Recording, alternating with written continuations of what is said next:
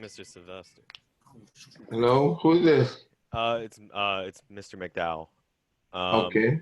I was the one who emailed you last week about this class dropping, and it came back, but it came back this morning, so I missed the assignments that were due on, I believe, the 16th. That was you. Oh, let's see. Yeah, that was me. I got one from Derek Key. That's not you? No, no, I had emailed you from your Linux class, Oh, oh, oh, okay, and you okay. had helped me out with that, which thank you, because I had no idea what to do All about right. that. Okay. So what you're saying for this class, you didn't get in on time? Yeah, like I went to sleep late last night and I got the email like this morning. So The email I sent? no. Oh, from them. The class being reinstated to the Oh, okay, form okay, being okay, okay, yeah, processed. yeah. Yeah. So what you need them two assignments. Yes, sir, if that's Okay. okay. Uh, this is something. That's you and where's Mr. Key? Is Mr. Key on? He's on Yeah, Uh, the call. huh? I'm right here. Now what happened with you, Mr. Key? Huh? What happened with you? I think I got an email from you too, huh? Oh yeah, I was asking about those two assignments for the programs. I But had to make. that's the two he talking about. Chapter 7, right? Yeah. And those first two assignments. Am I in the right? Let's see something. So, no, this is not. Let's see. Like I don't know if I misread when they would do or something, but yeah, I ain't doing. I was asking if I can if there's a chance I can make it up or something. Try to get to the cloud. Okay, so that's two. That was two assignments.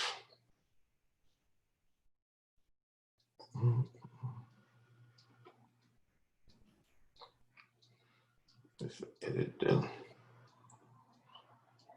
Uh, those was bonus assignments, so they won't hurt you, but they can help you. Right. I Okay. know that's why I wanted to do them, or I can make them up. Yeah. Okay, what I I'll wasn't do, sure. yeah, set them up, but I'll mark them as late when I grade them. That's key. Oh, like I literally had the class drop and I just got it back this morning was Uh, my thing. let's see 'Cause I something. was working last Thursday. I didn't even know that we had a meet date because I signed up when it first got opened up as an overflow class. Right. Okay. Yeah, but anytime I forgot how they label them, but one when it's just online, it's just an online class. But if it has I forgot what that setting is on that on the course. That means there's a meet time and you have to meet. Oh, well, it's like going to class. You have to Okay. meet on that day. Yeah, Yeah. I'm pretty new to college and it it didn't have a meet date on the thing. So what I made the assumption of this was just an online class of do X amount of work a week and you're good. Oh, no. Well, we meet because I done posted them, so y'all got to tell them more. Okay. Uh, Thank you. yeah, the class, like I said, you can mostly try to get through the class without coming to class, but it's so some of the stuff is so detailed, you'll get lost if you miss a step or miss whatever, trying to go through it on your own or whatnot, and you can get frustrated. So we do a meet time. All right. What I'm gonna do here, because the last class period, was, like I say, that hurricane and whatnot. Um, I'm gonna go over the two assignments that we're gonna have due for next week. All right, and I'll read through them, and then like I said, they'll be posted for you to do. And then we're going to go over the notes. So anybody have any questions right now? Signing on the roll or whatever? Any questions? Okay. So what I'm going to do, let me share my screen. Okay. So I'm going to share my screen real quick.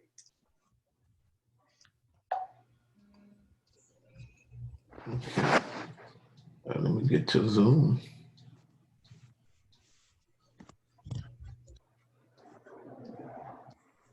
Trying to get into. Oh. All right. So I'm gonna share my screen.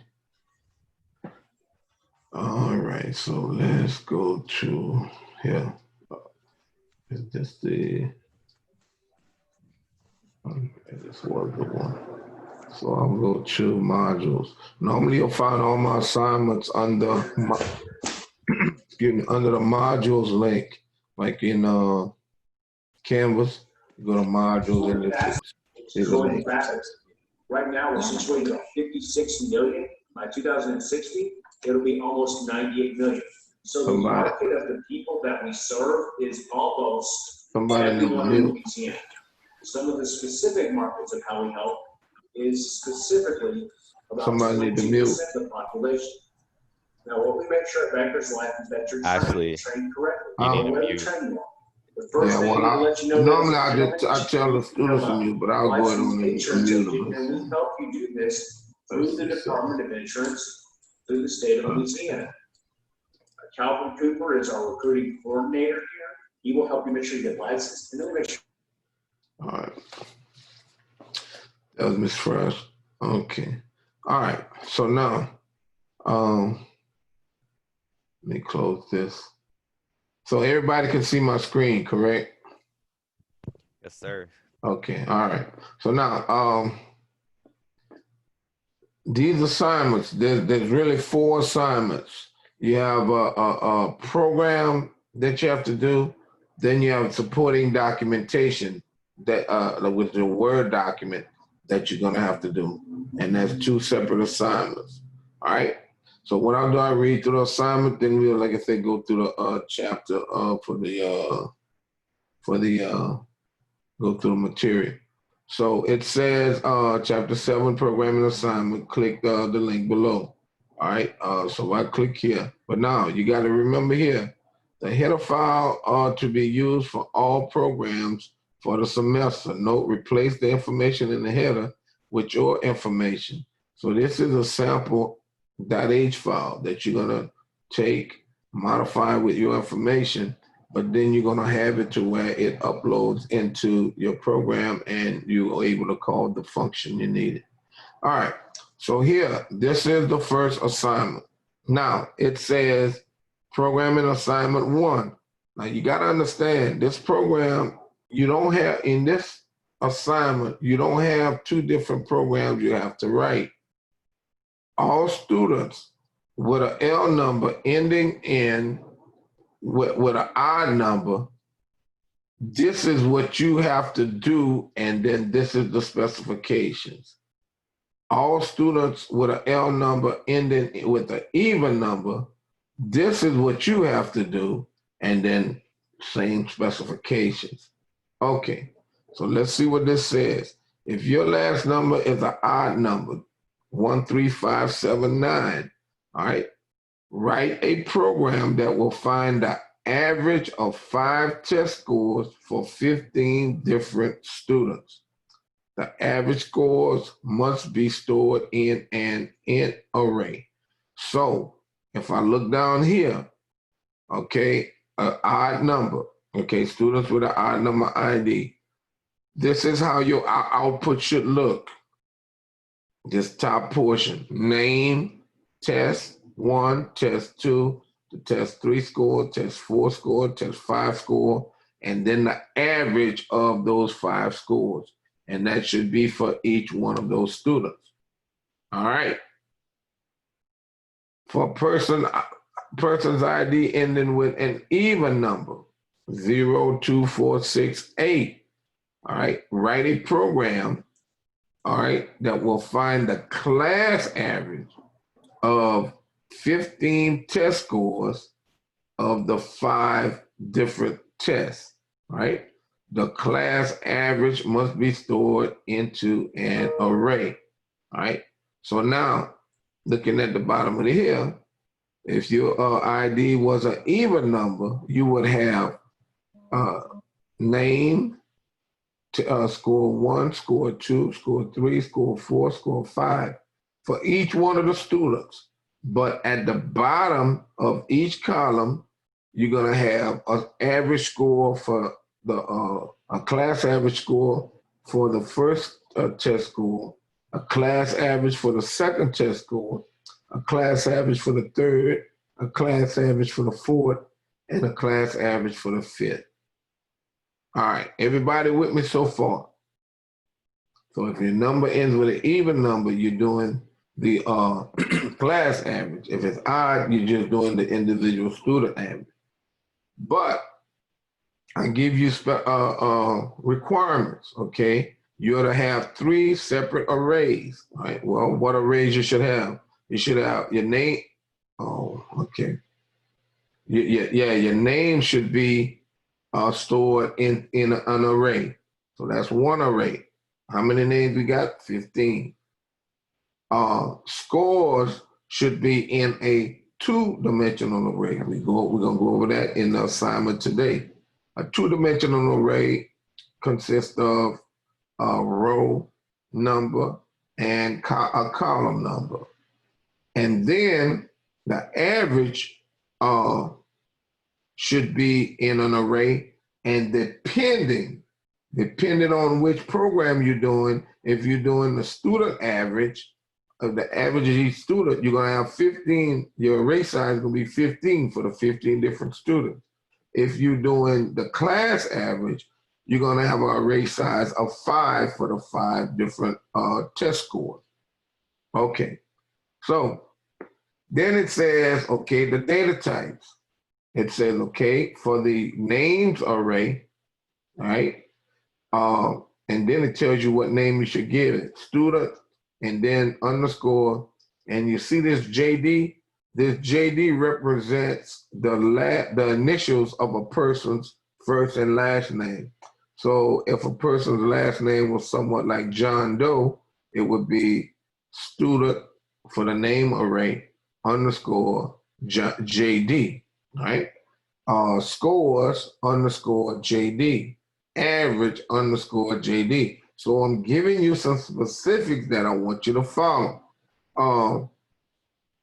The student array, I want you to initialize it. We're gonna go over how you initialize an array, all right? Especially a string, and it should be of a string array. Scores, which should be int, should be read from a data file. So now we're going to be reading from a data file. That bonus program was, I think that those 2 programs was the programs that was already written dealing with data files. Well, no, they weren't. But data files where you're reading data from a data file and storing them into the array, then manipulating the array, all right? And then your average should be either an array of 15, depending on which program you're doing, or an array of 5, but the values of the averages should be calculated and then stored. So I'm giving you that information. So now it's saying excluding the main function, all right? Not counting the main function, your program should have 3 additional functions, all right? So you're writing code now dealing with functions, all right? That will get the scores, right? We're gonna retrieve the scores from the data file, calculate the average. So the first one gonna just be a function that just gonna get the scores and put them in the array.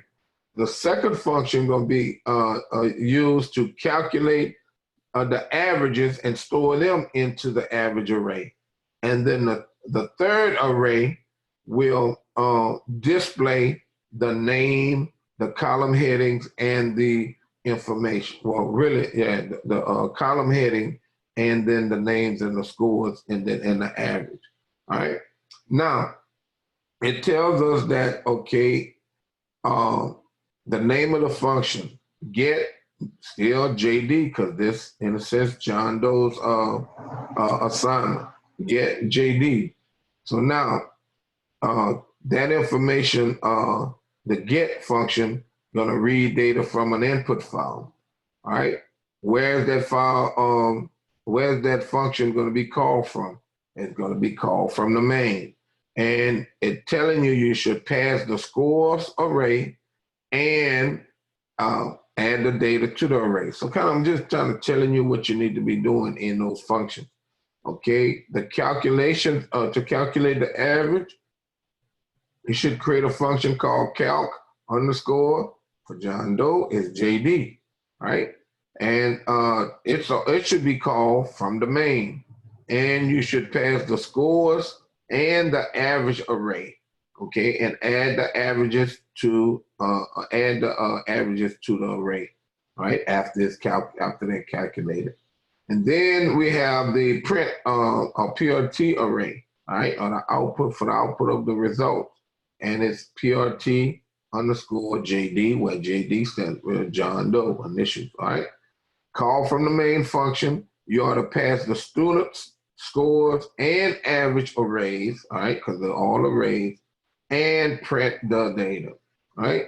So this is the first assignment, all right? That's what you need to do, all right? Any questions? And like I said, we're going to go over the notes in a few.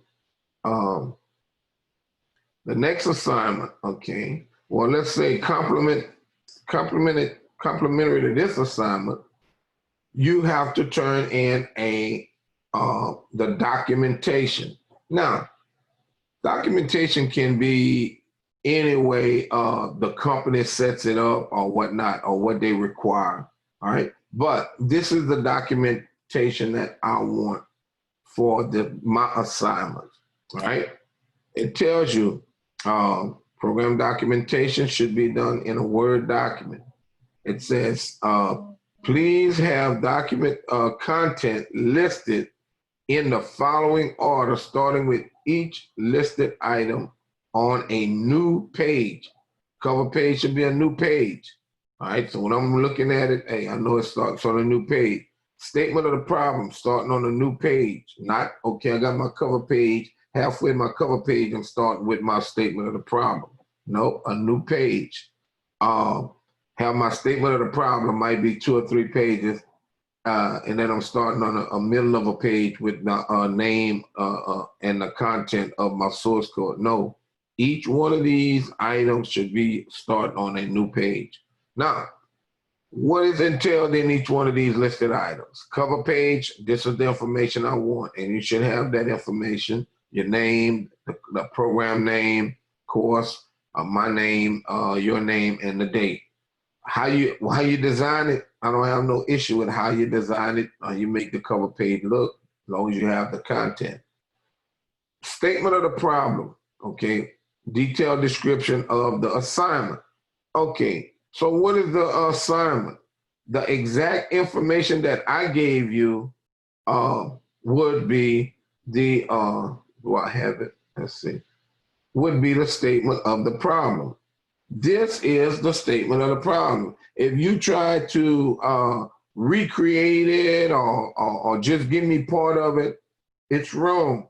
The statement of the problem should be whatever I gave you to do, you got to give that back to me in the documentation. So when somebody looking through the documentation, they know exactly what it is that program is to do. So however you do it, copy this information and paste it in the Word document, but give me this exact information. Even the output, for people with an even number, the output would be, you would give me this output. People with an odd last number in the ID should give me this output. So what you're doing is you're giving me the statement of the problem, okay, we're saying, okay, this is how the program should be written, and this is how the output should look.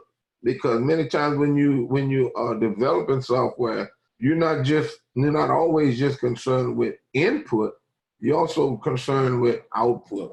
because a lot of times output dictates on how other people may use it, may see it, etc. All right. Now, so that's the statement of the problem. The next item is the name and the content of the source code. All right. The source code is your entire C++ or CPP file. All right. You're going to copy that information and paste it into the Word document. But like I say, title it, whatever the name of your source code, whatever the name of it is, and then list that. If it takes 5 pages, it takes 5 pages. It's just a document. All right. Then on the new line, when you execute your program successfully, you should get output, all right? The output that you get, I want you to screenshot it. Now you say, well, Mr. Best, I can copy and paste. Nope. I want the actual output that comes to the screen so I can match it with the code that you sent me.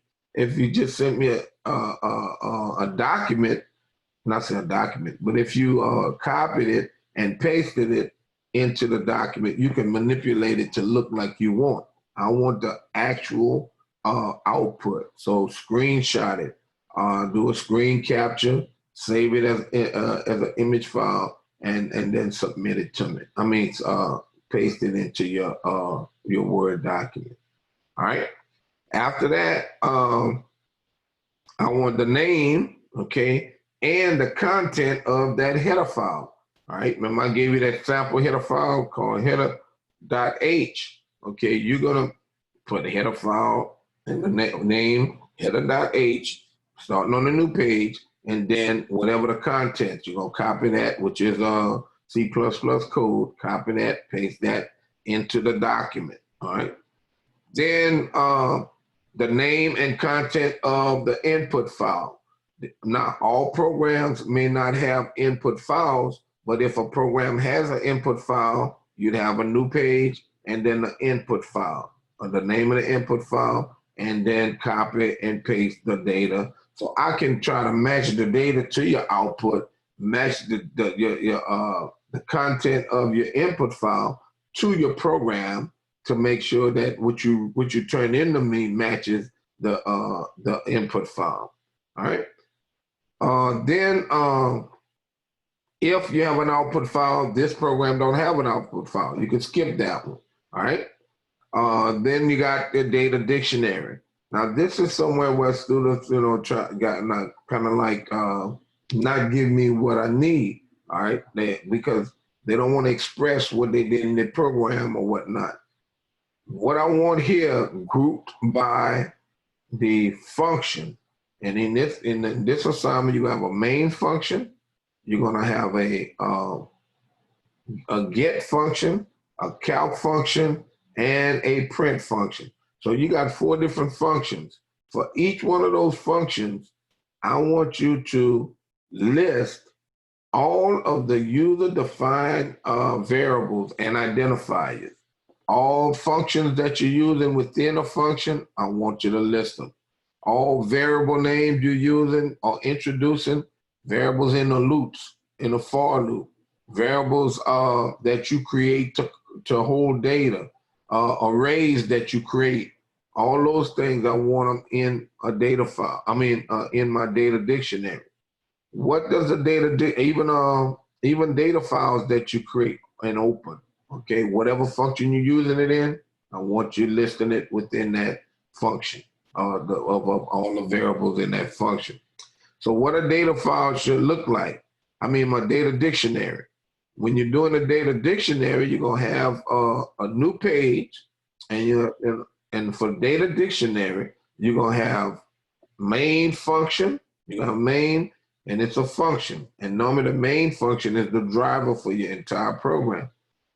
Always. Then you may have students underscore underscore JD, which is John Doe. Okay, you might have the data type of students underscore JD. String. Okay, that's the data type. The name of the variable, students underscore JD. and then a description of that variable. Students underscore JD is a 15-dimensional array, 15 size 15 element array that will hold the names of the students. Okay, just something short, something brief, so that when somebody looking at the program, they know what that variable is being used for, and they know the data type of that variable. All right. If I have a for loop if I do something like for int x equals 0, x less than rows x plus plus, I introduce x as a incremented value in a for loop to count up to the number of rows to manipulate the for loop to get to the to process the all of the rows in the program. And okay, then rows would be if I add that variable. What is rows? Rows is event. Rows represent the number of rows in my arrays, or even in my data file. All right, or even the maximum iterations of my for loop. However you want to specify it, but you're gonna have the name, well, the data type, the name, and then what it's being used for. Now, disregard this last part. Normally, I use that if we would be face to face, but you can disregard it. I'll just leave it in there because I normally, when face to face, I let students see how printing something sometimes it takes a lot out of your time. So you have to make sure you do your program in enough time to make sure you can write all this stuff, because when you make changes, you got to make sure you modify it to meet those changes.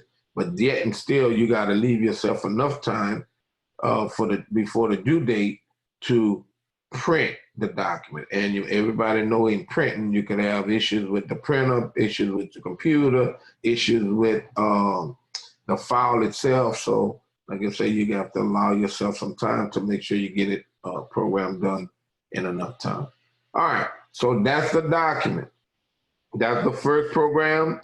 The second program, okay, it says, and this one is a little bit smaller than the other one, but it could be, you could have issues. Write a program that will declare two vectors, okay? One of an integer and one of float or double, okay? So one vector event and one of float, right? Now, using a loop, right? Prompt the user to input the quantity and the cost of 8 items, okay? Quantity should be stored in the int vector, and cost should be stored into the float or the double vector. Now, a lot of people asking what's vector. We're gonna look at that. Within a function, right? So you're gonna have a loop that's gonna read in the data in the main, but then you're gonna have a function that you're gonna have to pass the values to that function and then print out the quantity, the cost, and then the total cost. So if you're looking the first time through the loop, it read in 3 and 10.12. Then the next time it read in 1, 18.28. So it read in 8 different items. But then when you pass the quantity and cost to the function to the print function, then when you printed out this, you could calculate it and store it in a value, or you can print out quantity time cost, however you do it, all right? But you're gonna do that, perform that, the size of the vector, right? Which is the 8 times. I gave you the number 8 times. Now it says all dollar amounts, all right, should be displayed with 2 decimal places. Quantity is not a dollar amount, shouldn't be played with shouldn't have 2 decimal places. Cost, we know that's a dollar amount, and totals, we know that's a dollar amount. So we're gonna have to use the what? IOMAN IP header file to get that, to accomplish that. All right, any question? And now this assignment also, just like the first one. 1 second. Okay, say that again, I didn't hear you. But what if you go to get in because mine isn't working. To get in what? I hit the Zoom. Of course, I hit the Zoom thing, and it said open in app. What to get to what now? What you trying to get The to? one that's yeah. Somebody trying to get into the session? And I click here and it doesn't do nothing.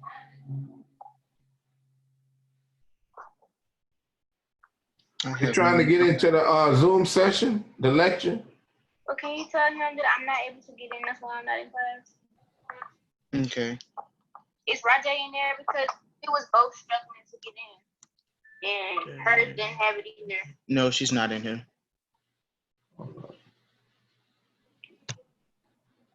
Hold on, let's see something.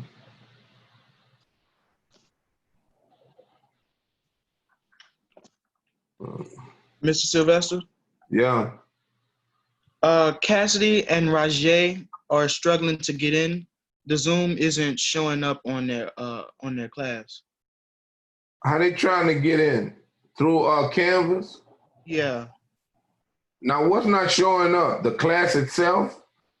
No, the Zoom. Like the meeting isn't showing up. Yeah, the meeting for the day, they can't. It should be showing it should be showing the one for today and all the recurring ones. It's not. Look at my screen. It's not there. It says redirect to them. And I click it, and it redirects, and there's nothing there. Go back to Canvas. All right, tell her what I did. I just sent an email with the phone number, all the other specifications, and I sent it to everybody. She's logged into Canvas, right? Yeah, she about to try to join it. Who else said they can't get in? Rajay. And what's their problem? The same thing.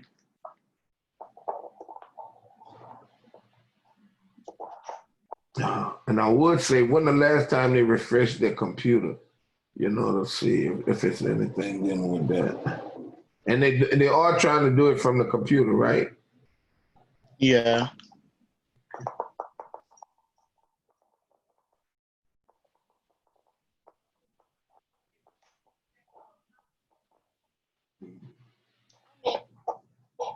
She's in it. Okay. Mm-hmm. Now, what she did different? Hello? I clicked inside of the email you sent. Oh, but if you would have, well, I ain't gonna say if you would have, in the Zoom, well, and yours probably gonna look different from mine. I'm gonna click here. And when I go to the Zoom, see here, I have all these listed. And this is the one for today, which is and it's showing that, it's active. And it didn't show this? Well, it showed that last Thursday, but when I came on it today, none of the meetings were there. None of them? None of them. Oh, and I had that issue after I got out of a meeting I had in an external Zoom, like my personal Zoom from the department. So what I did was I just logged out of Canvas and came back into Canvas and went into the to Zoom, and it was there. So, and I don't know if there's an issue with Canvas or something with Zoom or whatnot.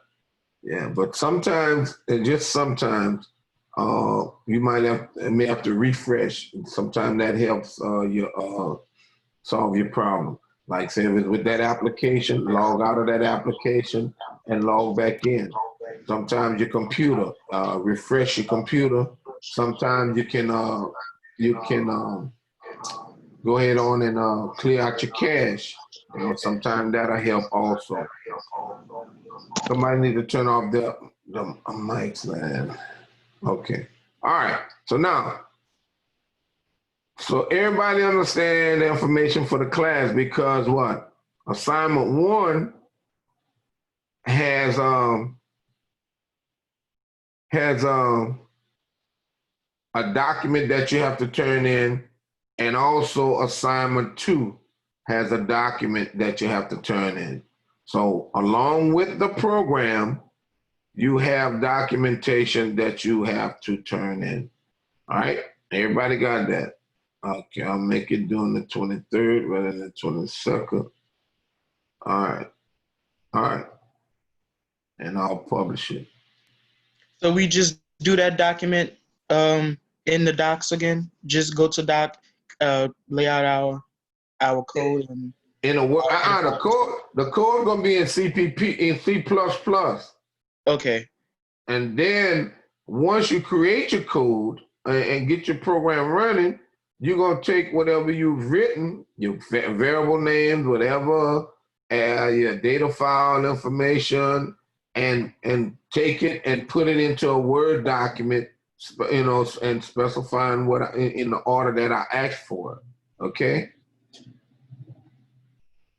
And what it is the documentation for a program. It's almost the same as a user guide for a person who bought some equipment or a new item. Like say when you buy a new lawnmower or whatever, you have what? A user's manual telling you how to turn it on, telling you how to engage a blade, how to do whatever. So this documentation here is like a user guide for a programmer who may be coming behind you, or even you yourself who've worked on this one, but then worked on many after that. And when you come back to it, it's like, okay, what did I do on this one? It's your user guide. Oh, this variable is used for this. Oh, this function is doing this. Oh, this process is going whatever. Or I'm using arrays for whatever. So it's like your user guide so that you can modify, your program with less time of trying to read through the program, understanding what's going on in the program. All right. So that's basically what's happening. And normally when you're working with a company, you will have to create documentation because what? Just because you are given an assignment to do, you don't just do that assignment and say, okay, it's done, and that's that. You have to have some documentation. So if you ever have to fall back on modifying that code, you have some references so that you can easily go back and say, oh, they did this is there. Oh, this variable is used for this. Oh, they're doing this here, and it makes your job a whole lot easier. All right. And even so, even if you get sick in the process of like say a job, you've completed that, you get sick and like, oh, I know what I'm doing, I know how to do it, but you're not guaranteed to be working at that company always. So all of a sudden now, the company gotta start trying to read through your code to understand what you were doing in the code, and there's no documentation explaining any of that. All right. So that's basically what I'm trying to kind of get you used to. And like I said, it could be a whole lot more than this, or it could be a little less than this, but this is what I want. Some people ask for a whole mountain of comments in the program. You could comment it. I'm not a stickler on that because the program I give, I know what I'm looking for and I see it. But commenting your program is a good idea also. All right. So those are the 4 different assignments you have to turn in. Now you got to remember too, when you turn in my programs, because some students, they mess up on that too. When you're turning in programs 1 and program 2, you're going to be turning in a .cpp file and a .h file, all right? And in the first one, so that's two different files. And in the first one, you're going to turn in a .cpp file, a .h file, but then a .txt file, which is your data file that I told you need to turn in, all right? But we'll look at that after we go through these notes. So anybody have any questions so far? Any questions? So those are the assignments. So in your mind, you see, okay, dealing with arrays, dealing with two-dimensional arrays, dealing with vectors. So you know, when we hit on those topics, you got to know what you're doing, all right? So what are arrays, all right? Arrays allow you to store and work with multiple values of the same data type. Okay, it tells us in here, and I'm not gonna read through all this, we've been working with int data. I mean, data where a variable can hold what? A single value at one time. So int days equals 6. That means what? The variable days can only hold, what will be holding the value 6, and that's all it can hold at that time. Until you assign it a new value, then it's changed, all right? Now, hopefully everybody know the difference between initializing and declaring and assigning, all right? The thing is, in this statement, I am initializing days to equal 6. You say, well, what you mean, Mr. Professor? At this time, I'm introducing a variable called days, allocating a memory of 4 bytes, which is of int, and storing in the value 6. That's initializing. When I introduce a value, I'm giving it a data type. Okay, and you're giving it an initial value. But if I just had int days semicolon, I'm declaring a variable, right? So if I just had int days, that's just declaring it. So in my assignments, if I say initialize a value, a variable, you're gonna have to do the data type, the variable name, and whatever the values are at that time, right?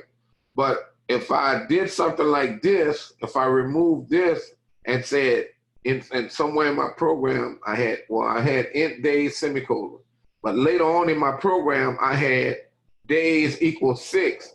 That's assigning. It's already introduced in the program, and now I'm trying to tell it, give it the value of 6. That's assigning, all right? So you got to be cautious of that. So now let's look at arrays. So when dealing with arrays, this is how you would declare an array. This here says that I want an integer array, and the variable name and the name of the array, I want it to be called days, D-A-Y-S. And I want it to have a maximum of 6 elements, okay? And it can store 6 different values. That's what I'm saying. Remember the other example here, days can only hold what? 1 value at a time. But when we do this, now days can hold what? 6 values. Now you say, well, there's 6. Can that 6 be changed? It can be changed when you start your program, yes. But it can't be changed within the program once it starts executing. So now I could change days to equal 100, well, int days 100. All that means is now days can hold what?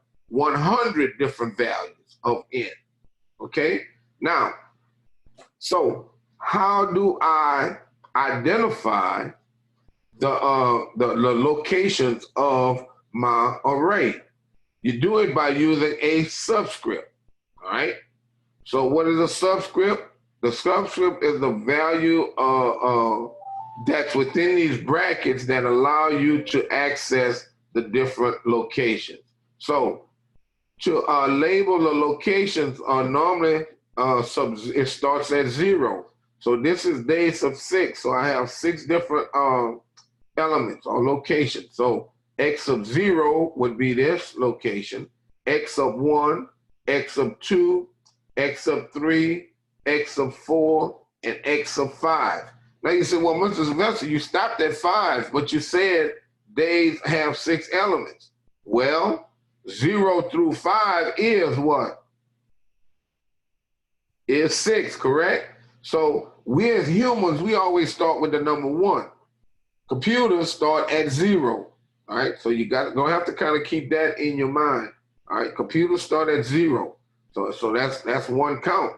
So even though it's starting at 0, if we count it by 1, 1, 2, 3, 4, 5, 6. But this is days of 0, days of 1, days of 2, days of 3, days of 4, days of 5. All right? So you got to remember that.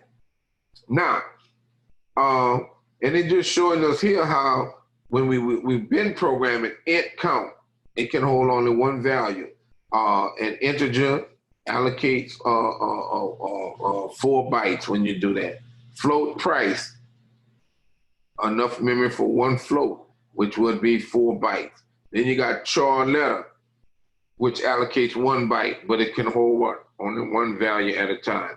But when we do int days 6, all of a sudden now we have what? 6 different integers.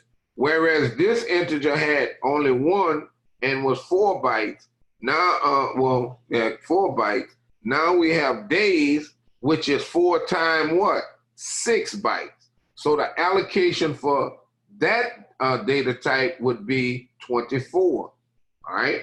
But each one in their own a memory location, all right?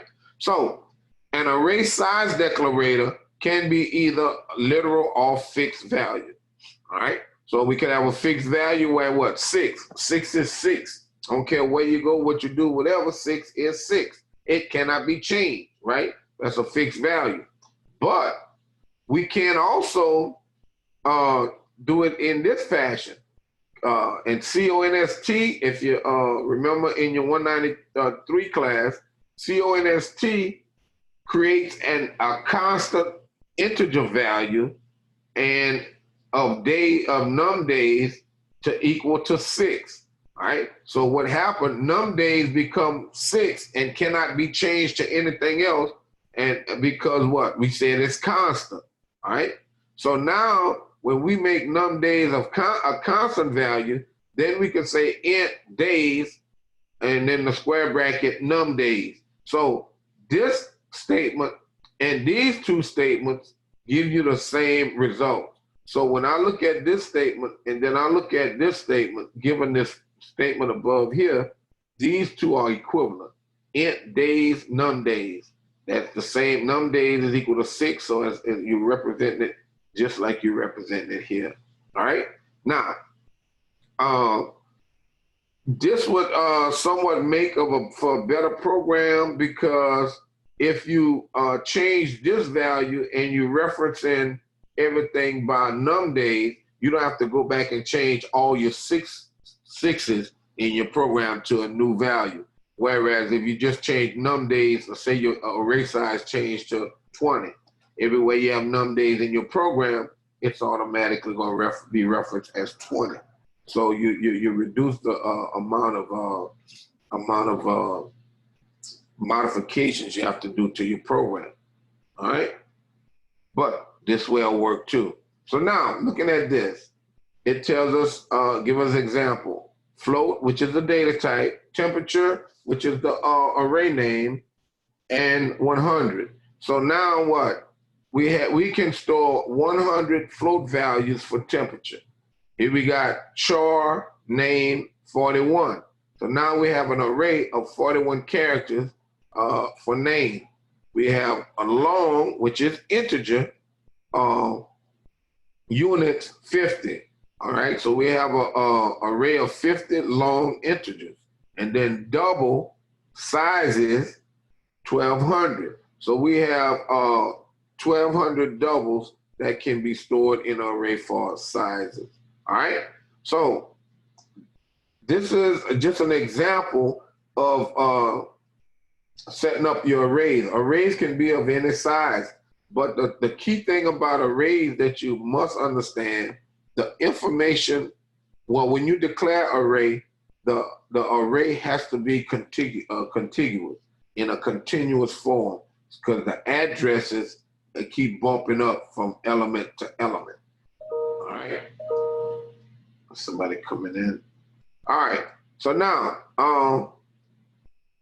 memory requirements.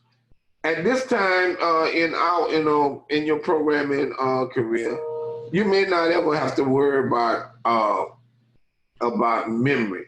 But as you program, you will be concerned about memory, speed, the speed execution of your program, etc.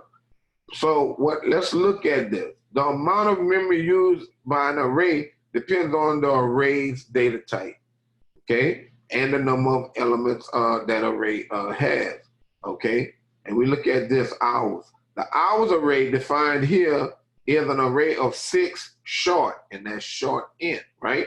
So short, I know that a short data type has 2 bytes, right? You allocate 2 bytes for every value that you're dealing with, a short. So if that's the case, we have short hours 6. All that means is we have 6 memory locations, all right, for hours, but they are of short data type. Remember? Sub 0, sub 1, sub 2, sub 3, sub 4, sub 5. So 1 byte, 2 bytes. That's the first value.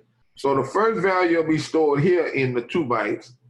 The next value will be stored here in these 2 bytes. So what? If I have 6 elements, that would be 6 times 2, which gives me a total of 12 bytes of contiguous memory that I have to have on my system in order for me to run my program successfully. If I do not have that, then my program will not work, because if it has to try to swap memory locations and whatever, then I'll have issues and whatnot. So it has to have a contiguous memory space so that it can store those values. All right?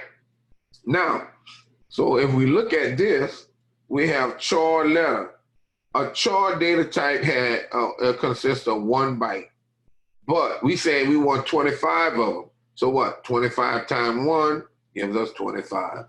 We have a short data type, and we have 100 elements of rings. So what? 100 times 2, short is 2 bytes. 2 times 100 give us 200. Then we have int, which is 4 bytes, right? And we saying we have 84 elements. So 84 elements, which is of 4 bytes, will give us the 336. And then we have float temp, which is 4 bytes. And we say we have 12 elements. So 12 times 4 give us the 48. But then we have double, which is still floating. Double is dealing with decimal places. But we have double, which is 8 bytes. And we say we're going to have 1,000 elements, all right, of double. So that's 8 times 1,000, which gives us 8,000 bytes of contiguous memory. All right? So that's all it's saying. All right? Any questions so far? And it's just dealing with the single dimensional array, trying to get you to understand single dimensional array, because we're going to jump into 2-dimensional arrays, and they're going to be like, oh, wait, well, this is us. All right? So accessing array elements. Individual elements of an array are assigned unique subscripts. Remember, we talked about subscripts, the 0 through 5 for the 6 elements, all right? An array has only one name, all right? So whatever this array name is, it cannot change, all right? Each element of the array is assigned a number called a subscript. Remember, we said what? With a computer, it started at what? 0. So sub 0, well, like say, what's our array name? Say we give it the name days. Days sub 0, days sub 1, days sub 2, days sub 3, days sub 4, days sub 5. All right. So what happens? You have an address where it starts here and it stops here and if it's int 4 bytes. Then the next 4 bytes, it start here and here for the next 4 bytes. Then it'll start here, the next 4 bytes. So that's how it knows where to pick up the data for the elements in the array. All right. Now it says a subscript is used to pinpoint a specific element. Okay, the locale or location of each element. All right, and we'll get to how it looks in a minute in the program. The first element is assigned a subscript 0. Remember, I told you that. You got to start at 0. That's how the computer works. Each element thereafter is incremented by 1. Right? Subscripts in C++ always starts at 0. The subscript of the last element is one less than the total number of elements in the array. That's a key thing you need to always know. It starts at 0, and the elements are in at the one less than the total size that you have, like for your size declarator. So let's look at this. Given the array shorts, okay, hours, and then when you see the square brackets, that's an array. Hours 6. So you got 6 elements of hours, all right? Now, you can store a value in an element of the array. Now, looking at this, I can say hours sub 0 is equal to 20. What it's going to do is say, okay, where's the 0 position of the array? It's here. I'm going to store what? 20 in that position. I could say hours sub 1 is equal to 40. It will go find it here, the address here, and it'll store 40 here. So you can assign values to your array, all right? So look here, hours sub 3. Now that's not 1, 2, 3. You got to remember that. Remember, it starts at 0. So 0, 1, 2, 3. All right? You got to remember that. So hours sub 3 is not the 3rd position of the array. It's really the 4th position of the array. All right? Because we start at 0. Got to remember that. It's very, very important. All right? And give you an example. If you had somebody writing a program dealing with arrays, and your information was in the 1st array position, and they wrote the program and they did all whatever, but however they wrote it, they always start at 1. And all of a sudden it's time for you to get paid for the week or paid for the pay period. And it calculated everything, did with everything. They modified the program to work and do whatever, but it never referenced the 0 element of the array. And that's where your information is. Then what? You will never get paid because it will never reference your information. So you gotta, like I say, it can become important if you want your data to be true data. All right. So it says the number inside the brackets, the square brackets of an array definition is the size declarator. Now this is not the size declarator because right here, we referencing our sub 3. When we declare our array, let me go back up. Like when we do this, short hours, I'm declaring my array, I'm giving it a size here. That's the size declarator, okay?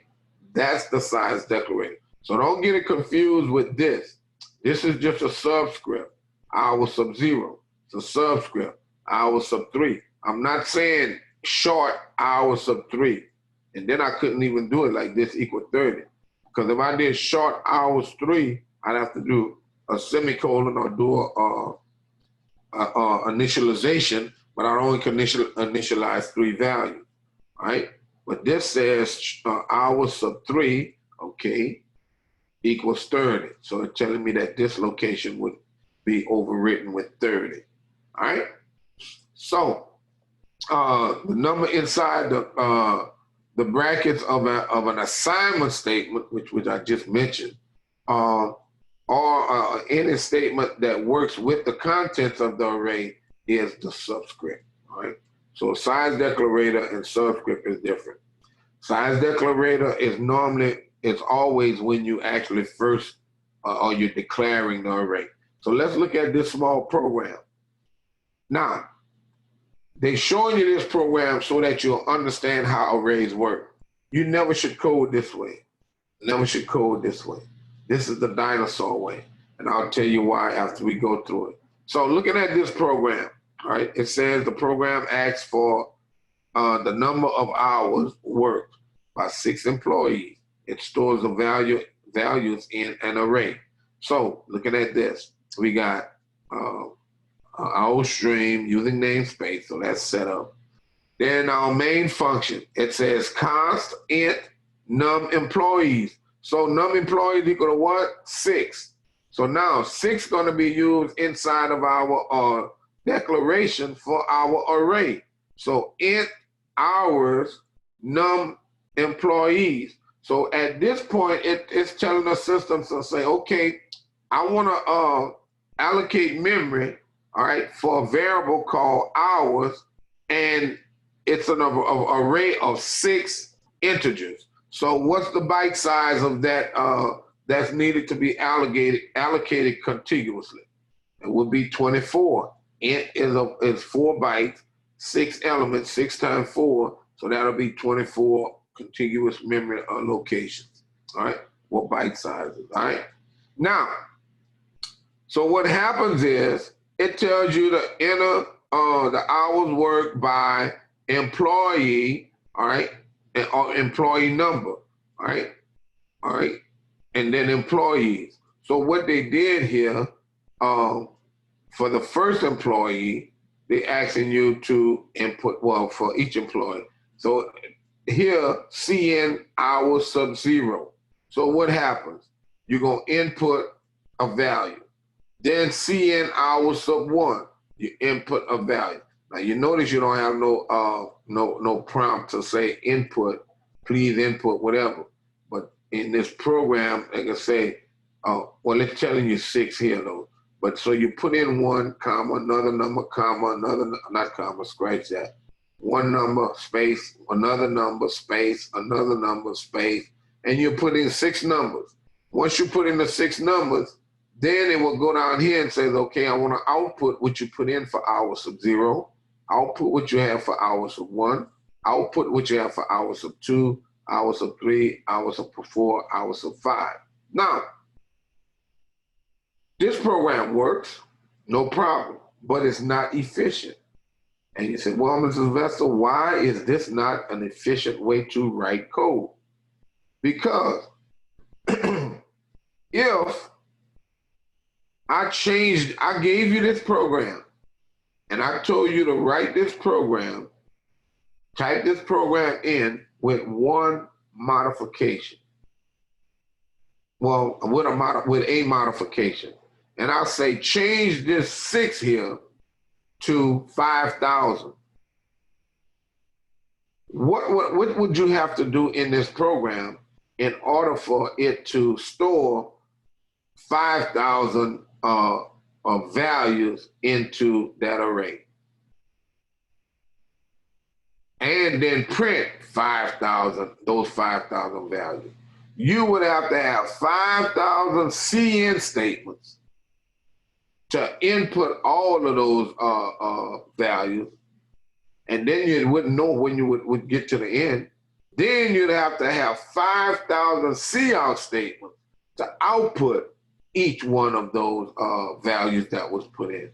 And then you would have to make sure that in going from 0 to 4,099, that you didn't skip a number and miss out on a count.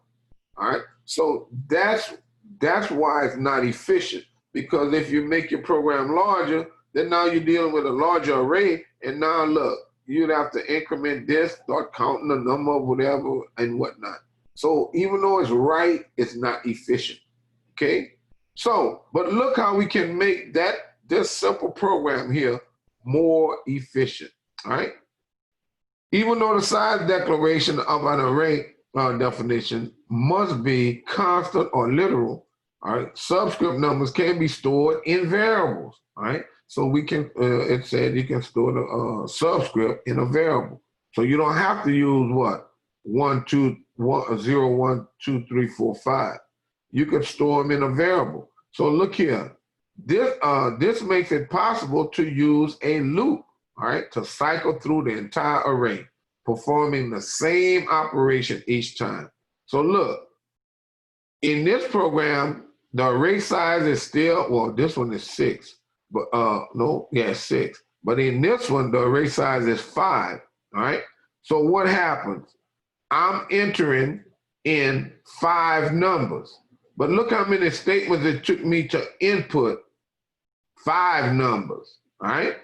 As opposed to me using this to input the 6 numbers, all right? But even I could change this number simply to 6 and I can still do the exact same thing. So what happens is I create my size declarator, I declare my array, and then all I need is a loop for int count equals 0. I have to start at 0. Count less than array size, count plus plus. So what happens? When count is 0 less than array size? Yes, it is. Okay, which is 5. I want to add 90. I want to store 99 into num sub 0. So I go back through. Count becomes 1. Is 1 less than 5? Yes. Then now I'm num sub 1 is equal to 99. It stores 99 into num sub 1. Increment count. Count becomes 2. 2 is less than 5. Yes. And then what? Store 99 into num sub 2. Go back here. Increment counter. It's 3. 3 less than 9. 3 less than array size, which is 5. Yes. And so what? Num sub 3 is equal to 99. Go back up. Count is 4. Is 4 less than 5? Yes. And so what? Num sub 4 equal 99. But then what? Count becomes 5. Is 5 less than 5? No, 5 is equal to 5. So it kicks out and it doesn't store anything because what? My array size is what? 1, 2, 3, 4, 5. All right. So I could take this program and what? I could make this 5,000 and what? Just continue to go through this every time. And just gonna keep adding 99 into 0 through 499. Count from 0 to count from 499. All right, and all it took was 2 statements. Okay, and then if you wanted to output it, you can do the same thing for count equals 0, count less than array size, and then what? See out num sub count and take semicolon and take this off, and you get the output for however whatever size the array is. All right. Now, any questions, class? Questions?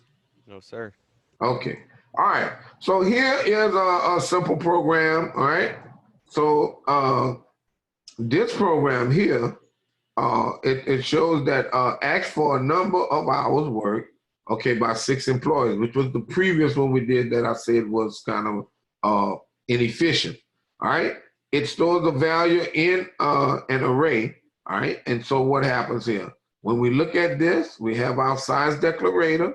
All right. And then we allocating our space for our or declaring our array called what? Hours. We creating a variable in the main scope called count. So we don't have to do for int count. So count is equal to 0. So count equals 0, count less than num employees. And what we're going to do up until count get to 6, we're going to say, please enter hours work for employee count plus 1, which if it's 0, it's going to be, say, 1. So this here just kind of like allowing you to shift the display for the user. Even though, because see, this does not add 1 to count. It just says see out count plus 1. So the user going to see enter the hours worked for employee 1, but the computer will input the hours in count sub 0. So that's all that this here is doing. So the next time through, it's going to say enter hours worked for employee 2, and then it's going to add whatever value you input into hours sub 1. All right. So it's going to go through that loop 6 times. So when count becomes 6, it kicks out of the loop. All right. Now, to display the data, you're using pretty much the same loop concept. All right. For it says the see out the hours you entered are, and then what? For count equals 0, because what? Count kept incrementing. So now we set it back to 0. Count less than the 6, which is num employees. Count plus plus, see out, and we put a space in between each one of them, hours, sub count. So it's gonna go through that loop 6 times, starting at 0, and then it's gonna kick out. So see how looking at this program and looking at this program, where is it? Here, 2 different programs, but it's more efficient because if I say, well, I have 10 employees, the only place where I need to make a change is here. Change this 6 to a 10, and everything else is going to work in my program, and it's going to perform the loop 10 times. So you see how this one is more efficient. Like I said, you can modify it much easier rather than that, oh, I had a 6 here, I had a 6 here, so I need to change that and that. Anywhere I use another employees and it had a 6, I have to go back and change that a 6 to a 10, all right? So it just makes it more efficient. All right, so, and now it's telling us something about the 1 plus. Okay, integer expressions as an array subscript. So what they're saying is here, for count equal 1, count less than num employee, count plus plus. But what did they do here? They started their loop at 1, and they're going to end their loop when it's equal to 6, all right? But look what they did. So now they can say what? See how the number of hours worked. Well, enter the hours worked by employee 1, because what? They starting at 1. But look what they're doing. CN hours sub count minus 1. So if count is 1, take away 1. Now I'm really storing the value what? In 1 less. And then when I go to 1, when I go to 2, 2 minus 1 is 1. So some people may code this way. Some people may code start with the 0. But if you start this way, you have to make sure you do the 1 less in your subscript to start in that first element. All right? So, but it's like, this is more or less programmer style. Whatever style you choose, to write, the way to write code. All right? So now it tells us here, I cannot just output an array of values by just or even input. Like say here, CN hours. If hours have 6 elements, I can't just say CN hours. I have to input each individual value into its subscript, all right? So I have to say CN hour sub whatever X and continue, or CN hour sub 0, hour sub 1, hour sub 2. That's the only way to work. I cannot output an integer array, all right? And that's the same thing here. And I output an integer or a numeric array of numbers, all right? I could do it with a string or char. I could output can I do a char? No, I can't. I could do a char, not a string. But that's later on. I cannot output a an array of hours. Say hours, I have 6 elements. I have to output each individual element of that array. See out hour sub X and have it in a loop where it go from 0 to whatever. Or see out hour sub 0, hour sub 1, see out hour sub 2, see out hour sub 3. That's the only way you can process loops, all right? Read them one by one or write them out one by one, all right? Don't worry about this, but let's deal with data files. I don't think I have my page linked. Oh, yes, it is. All right. You can do these programs if you want to, but there's no grade attached. But these can help you. What these programs does, it give you the code. So this is the program, and this is the code. It gives you the code as to how to read data from a file into an array. All right. So the program we writing gonna tell that. Right. So this gives you that example. Now look, pound include F string. You know you're gonna have to have that header file in order to what? Read from a file. All right. Notice here, IF stream data file. I've created my object that I'm going to use for reading my data. Then data file.open. Work.dat is the file that it's going to be looking for to get the data from that data file. Now, look here. This says if not data file. So that means if it's not found, if it cannot find this file work.dat, oh, you have an error. Something happened, it can't find the file or whatever, you referencing the wrong location or something. But for whatever reason, the program compiled and couldn't find that file. But if the file is found, then what? It says for county 0, count less than employees, which is what? 6, and it is constant. So it says data file hour subcount. So that means data file, go to that data file because we got it as, well, I missed a very important command here. Where is it? Where is it? I'm looking for it.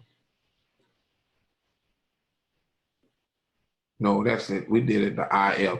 The IF stream, that's why you tell it is an input. If I would have did OF stream, that file would have been open for would have been open for output. But there's some flags we're gonna learn later on how to modify that.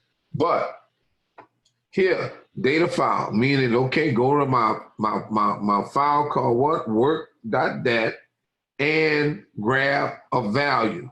Grab our sub count and store it in the our sub count. So our sub count is of what? Integer. So we're gonna grab that integer value, or should grab an integer value and store it into that location. And it's gonna do that what? 6 different times. Okay, so if we look at this, this is the output. So in running this program, the user inputted 20, inputted 12, inputted 40, inputted 30, inputted 30, inputted 15, and then it went to this output function and wrote out each one of those values that was inputted. Okay? All right. Well, not even in red, you typed it in. This was 20, 12, 40, 30, 30, and 15 was the values that was retrieved from the input file. Put it like that. All right. So that's that program. But like I said, you can run it yourself if you want to. I would say it would help you to kind of work with the programs that we're gonna have to write. Why did I go out of here? Yep, I went all the way back. All right. So let's get back here. All right. Here. All right. Okay. No bounds checking. Now that's one thing about C++. C++ is a low-level language. C++ does not do bound checking. So many times as a programmer, especially as a new programmer, you might reference memory locations outside the boundary of your array. All right. Now, there are times, and what happens is it won't give you an error, but it'll give you the values that it finds in that location. So, because C++, like I say, is a low-level language. So, like I say, it gives you that freedom, but you gotta watch. You gotta watch what's happening. All right. And what it's saying is, look at this. An array is allocated int values 3. So values is an array of 3 elements. What happened, what they did, they ran a loop, and it's just hypothetical. They ran a loop to input data into 5 elements. So the computer won't give you an error, it's just gonna try to put that data in there. Or even if you're referencing it, it's gonna try to pull that data from that area where you can get garbage or whatnot, because you don't know what's already there. So you got to be aware of your range and size of your arrays when you write your code, okay? This is a common error for students who first start coding, or any individual first start coding. You're off by 1 because what? You're not starting to count at 0, you're starting to count at 1. So in working with arrays, a common type of mistake is the off by 1 error, all right? This is an easy mistake to make because array subscripts start at 0 rather than 1. So you got to be wise. So what? Writing a for loop for counting 0, count less than or equal to size count plus plus. But what happened? You can't do what? less than or equal to size. Well, when you do this, you're starting at 1 and you're stopping at 6, or what it is, 100. But you want to start at 0 and stop at 99. All right. So that's a common mistake, because in that 100 element, you've just went beyond the boundaries of your array positions. All right. Initializing. Remember, we talked about declaring and initializing, the difference or whatever. Here is how you would initialize an integer array, or could be double. You just put a floating point number. So here we have an example where they have 12 months. And what they did, months really. And what they did, we know we have 12 months in a year. So what they did, they allocated days to equal to 12. So now days going to equal to the maximum number of days in each month. So for the first month, January, which is stored into days sub 0, it's going to equal to 31. Month sub 1, which is equal to February, is going to equal to, is going to have the value 28. So on and on and on. So you got your curly brace equals int days and then months, which was 12. So int days 12 equal, and curly braces, value, comma, value, comma, value, comma, value, comma, value, comma. So we put 12, and then we put 12 elements. If we put 13, we get an error. If we put 3, we won't get an error. All we're saying is we partially initializing our array. That's valid, okay? So I could have just put in 31, 28, 31, and left the rest and just stop, put a curly brace here, semicolon. That would have been fine, all right? And I could put the rest of the values in, later on in the program. That's not an issue, all right? But if I make this longer than 12, I will get an error, all right? Now, look how they did this here. They split it up, comma, and then started here. So if you was inputting some scores or whatever, and you was inputting 15 scores, you could do 1, 2, 3, 4, 5, comma, the next number separated by comma, and then the next number, curly brace, and then semicolon. So what it does, what a compiler does, it reads these blank spaces, and then the number, comma, number, comma. So I could hit enter 100 times after this 30 here or comma here, hit it 100 times, that white space won't be executed. The computer gonna say, okay, I have another number to read, because what? I'm initializing my array.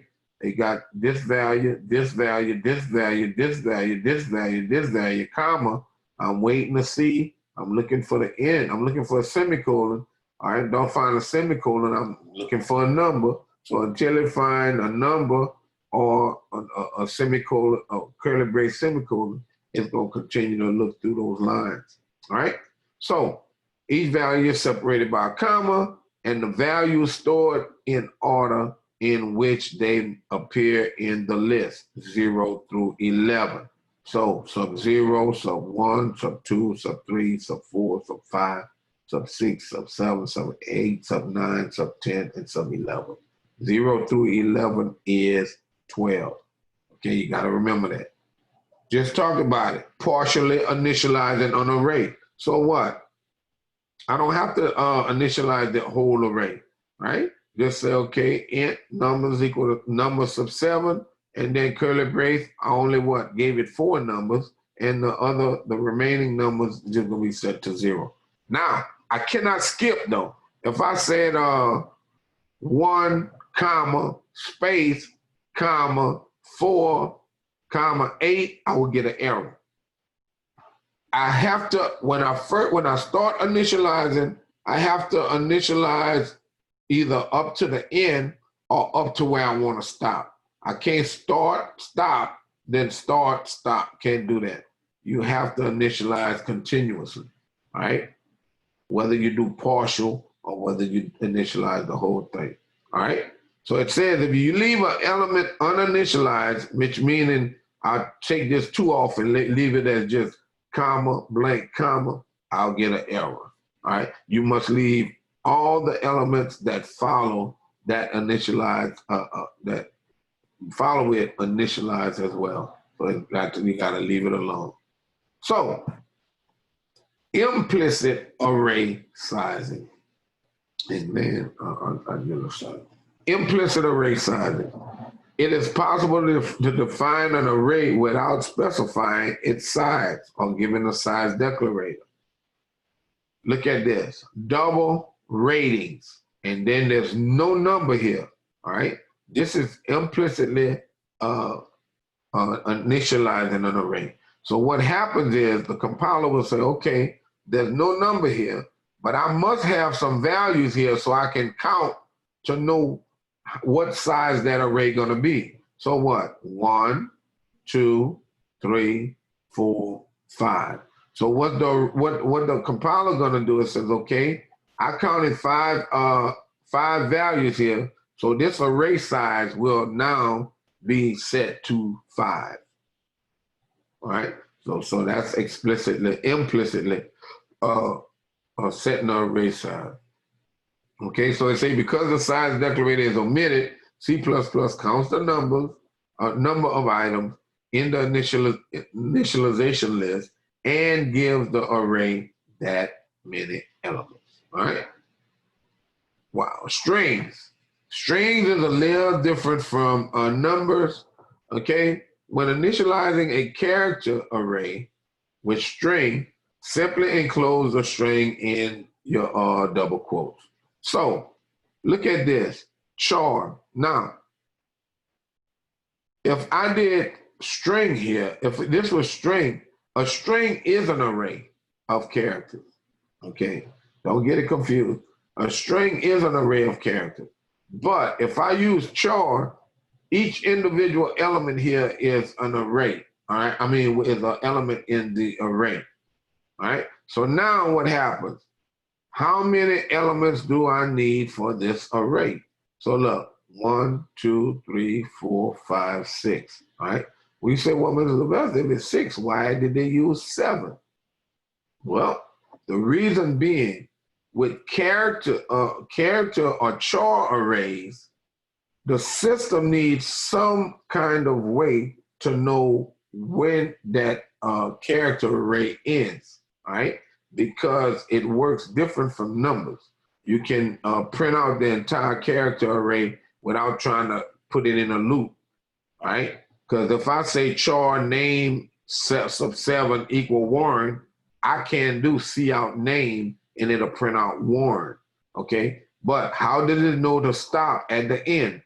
Because when you declare a char array, you must give it one element larger than the size of it so that it can store the null terminator. But, so if somebody said, I have a name, the largest name is Warren, all right? And I want to process my data, I want to store my data in an array called name, 7 would be a good choice. You could go 10, no problem, but 7 is the minimum that you can go and be safe. Because what? Anything that's 6, I said 7. But anything that's 6 or less, you're fine. All right? You're fine. Because the computer has enough space to store the null terminator. If I said 6 and tried to make this Warren, when I tried to print this, it wouldn't know where to stop. And it'll start reading information in my memory and start giving me garbage until it sees a null terminator and stop. And you're like, what's going on? This is not what I declared it to do. All right. So array sizes of a string must accommodate for the null terminator, which we just talked about. So even though there are 6 characters in the string of Warren, the array must have enough space to accommodate the null terminator. You got to keep that in mind. Class, these are little rules that you have to remember, because what'll happen is you might be writing a simple program and you forget that little rule and it causing you major headaches, all right? So those little rules you got to remember. You got to store them somewhere so that you can recall them. All right. So you got to understand that you have to have enough when you allocate space for a char array. You got to have enough space to store that node terminator. All right. But now look at this. What happens is you can even create an array, well, not say an initialization of the array with each individual element. But now notice when I did char name 7 equal Warren in double quotes, null terminator is automatically placed by the system. But if I try to initialize that array value with each individual character, I have to put the null terminator. Now you say, well, Mr. Vesta, I see a backslash and a 0. Isn't that 2 characters? Well, the null terminator, if you remember, just like the backslash n, is an escape sequence. Okay? It's an escape sequence. So therefore, backslash 0 is really what? 1 character. Okay? So it's really 1 character. So when you do the back in single quote backslash 0 here, it's really 1 character. All right? And notice I got each one in single quotes. But then let's count 1, 2, 3, 4, 5, 6, 7. All right? So it has enough because we said it's 7. Really it's going to go from 0 to 6. But we have 7 allocated spaces. All right. See, it's 11 something, man. I tell you. Man, we still need to go over this stuff. Tell you what, man, companion array. We got to go. Let's see 2-dimensional here. Let me go over 2-dimensional arrays, and then I want you to start your program. Now, this is what I want you to do. I'm gonna have to change the due date slightly, but I want you to still try. We're gonna have to go over some of this. I want you to, when you write your code, do it in stages. You say, well, Mr. what you mean? I want you to do each function individually. Not say individually, but in steps. Try to write your code to where you're gonna read those numbers, those scores, into a 2-dimensional array. And then just print it out. Don't worry about trying to print it to where it looks. Read it in, print it out. So you can see if you actually reading in the data correctly. Once you know you're reading it in correctly, then I would tell you move to the next step, calculating the data. All right. And then once you get the calculation right, then move to the step of writing the function to print the data. So I would say do it in stages. All right.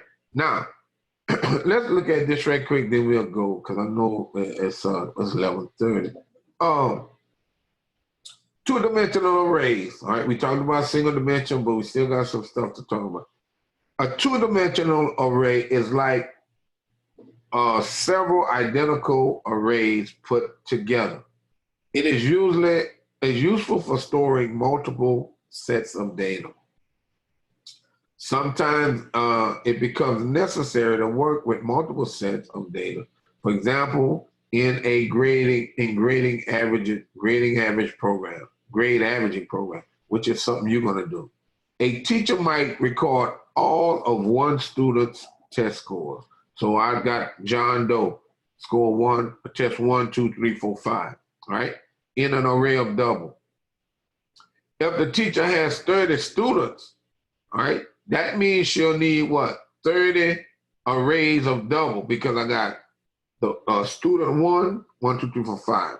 Student 2, 1, 2, another array, 1, 2, 3, 4, 5. Student 3, which is another array, 1, 2, 3, 4, 5. That can be very hectic, cumbersome, and whatever. So what happens is, instead of defining 30 individual arrays, right, of however many test scores, it will be better to define a two-dimensional array, okay? One-dimensional arrays can hold only one set of data, meaning, okay, scores, all right, test scores, all right? Two-dimensional arrays hold multiple sets of data. And remember what we had? We had the test scores, test 1, 2, 3, 4, 5, or test 1, 2, 3, 4, 5. But then we had the class, you know, could have the class scores. Because what? Each score going down would be a part of your class score, each individual student. Where going across would be just an individual student. All right? So, when dealing with two-dimensional arrays, if you're looking at this is an array that is 3 by 4. You say, well, Mrs. Vessel, why you say 3 by 4 when we got 2 and 3? Well, if you count in like we as humans do, 1 row, 2 row, 3 rows. So 3, count by columns, 1 column, 2 columns, 3 columns, 4 columns. So this is a 3 by 4 two-dimensional array. All right? Now, so you say, well, Mrs. Vessel, well, if that's the case, how do we know the positions in that array? How do we know how to reference it? So we know in a single-dimensional array, you have what? A subscript, correct? In a two-dimensional array, you're going to have 2 subscripts, right? If anybody ever used Excel and had to reference a cell, you reference what? A column with a letter and then a row with a number. Now, in computer science, it's a little different. A two-dimensional array, you're going to have your data in columns and rows, but you're going to have a row number, then a column number, okay? You got, and like I say, those little things you got to remember, and that's computer science. That stuff don't change. It doesn't change. That basic information when in dealing with computers, that never changes. So if you look at it, here we got 3 rows, 4 columns. But remember, in computer science, they always start with what? 0. 0, 1, 2. 0, 1, 2, 3. So the first element or position in this array is row 0, column 0. That's how you get scores sub 0, sub 0. Going across row, the row is still what? 0, but then column 1. Row 0, column 2. Row 0, column 3. Then, went to the next row, row 1, column 0. Row 1, column 1. Row 1, column 2. Row 1, column 3. So you see what's happening? You have to reference it by row and column, starting with what? 0, and then incrementing from there. Then what? Row 2, column 0, row 2, column 1, row 2, column 2, and row 2, column 3. And that's our 3 by 4 array specification.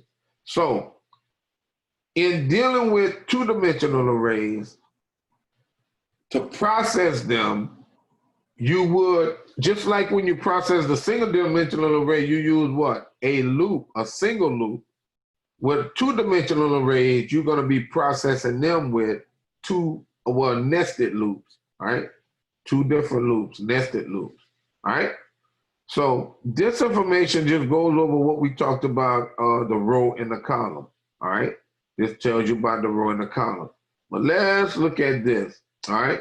So what happens here, if you look at this, now it's kind of this, well, you can see it, but here you have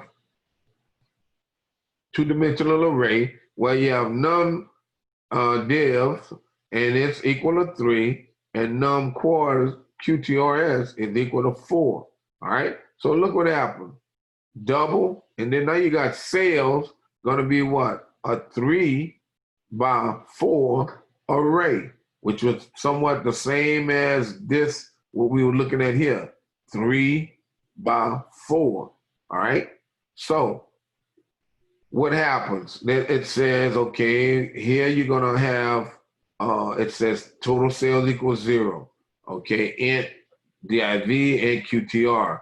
Those two, okay, they're different, they're lowercase. So it says this program will calculate the total the total sales, all right, of, and then and go to new line, the company's division, all right. Enter the following sales information. But notice what happens here. In order to process that information, they have a for loop, right? Starts here, ends here. But then they have that nested loop, another for loop that starts here and ends here. So what happens? Your outer loop, when you're dealing with your two-dimensional array, normally, or even when you're reading in data, the outer loop is your row. The inner loop is your column. But understand that. The outer loop would be the row. The inner loop would be the column. Now, sometimes, and it's going to be in your assignments, those who have to do the even, that has an even number in the name, when we've been doing the process of the columns, we're going to have to interchange those loops. And I'll go over that, I guess, next class period about how that's done and whatever, and put the date back a little bit, but I want you to start your program. So if we look at this, the outer loop is the rows. So it says for div equals 0, div less than, and that would be the 3. So it's going to start at 0. Then the inner loop going to start at 0 and going to go to 4. So inside of here, it says division 0 plus 1 is 1. Quarter 0 plus 1 is 1. But what happens is it says CN division quarter, right? So what happens is inside this loop, well, here it's going to start at 0. Inside this loop, you stay here until this becomes 4. So it's going to do 0, then 0 sub 0. It's going to go back up to this inner for loop. It's not finished. 0 sub 1, go back up here. 0 sub 2, go back up here. 0 sub 3, go back up here, kick out. Now the V becomes 1. Fall into here. This 1 sub 0, come back up. 1 sub 1, right here. 1 sub 2, right here. 1 sub 3. Then, oh, got to kick back out. Then 1 becomes 2. You understand? So that's how the loop will be processed. And that will give you that data that you need. And then what? To output the loop, you would do the exact same thing. A nested loop. A for loop within a for loop. Row and column. Row, outer, column is the inner. You got me? So that's how you would process that two-dimensional array. So that could help you with your program. You know, think on that, look at that, and that should kind of help. Now, you can do this with your two-dimensional. Like I say, it'll work, no problem. And this this is a 3-row by two columns. All right. So it says what? I can group my data here where I know that this row, column, row 0, column 0, row 1, column 0. Well, this is row 1, column row 1. Well, my fault. Row 0, column 0. Row 1, column 1. Row 0, column 1. Row 1, column 0. Row 1, column 1. Row 2, column 0. Row 2, column 2. I'm going to row 2, column 0. Row 2, column 1. So that's how that would read this information in here. All right. So, and look, well, that's this info 2 and 3. All right. So you go 0, 1 2 0. Yeah, and 0, and this is column, row, column, row, column, row. And look at, yeah, 0 0 0 1 1 0 1 1 2 0 2 1, and that's it. All right. So that's showing you how that data would be stored into that two-dimensional array, row and column. All right. Um, so what I want you to do, work on those two programs, and then and read up on this information, because and it's a lot. You won't get to, we haven't got the vectors, because this is vectors. And vectors work like arrays, but in that they can change size, they can grow or shrink. Arrays cannot. Once you allocate an array, that's the size of it throughout that program. But we'll talk on this on next class period. All right? Anybody have any questions? Any questions? Any questions? Hello? No, sir. Okay. All right. So start working on your programs, all right? And like I say, read up on the chapter. It should help you to do your program, but you're gonna have to read that data from that data file. And like I say, hopefully you remember from the last class how to do that and whatnot. And if not, you could always go back to those notes or whatever and review it from the previous class, and it'll help you. All right, but we'll kind of go over it on next class period. I'll go over the notes and then make a brief run through of the program.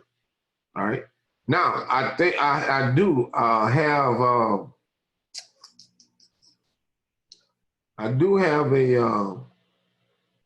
my video stream from my other class. I think I have them all as one. And if you look through it, you'll see Tuesday is for my Tuesday class, and then you see Thursday. In my Tuesday class, I don't know the date though. On one of them, I went over writing the code and whatnot for this particular program dealing with the two-dimensional array. You can go and watch that lecture, and that'll help you tremendously, because we went through. I opened up a program. It wasn't identical to what the program we was doing, in that I did a different dimension, and I did some stuff with the name. I read the name from a file, but it gave you some of the meat of what was needed to write your code. All right. So you could go back and check that out, and find that video, and it'll help. It should help you, because it kind of helps some of them too. All right. So everybody was able to sign the roll. Hello? Yes, sir. Okay. All right. So I'll see y'all on next class period. All right. All right. All right. Have a good one.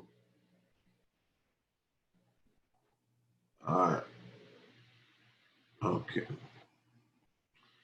Boy.